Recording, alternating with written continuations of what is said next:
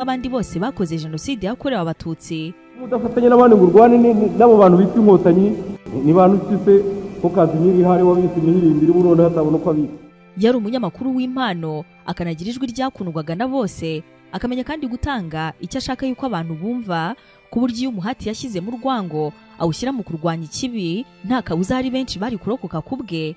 Abumva radio rero yigenga RTLM kuri wa gatandatu itariki ya 4 z'ukwezi kwa gatandatu. Muri studio Kantano yabaga afite morale nkaho biri kubera ahari neza ku buryo mu gihe cya jenoside yarangiraga bicanyi aho abantu bihishe, benshi bakibwira yuko bisa nkaho bari kumwe nawe. Ibyo biri mu byerekanaga ubuhanga yafashe akabukoresha mu bwicanyi ndetse n'urwango ku batutsi.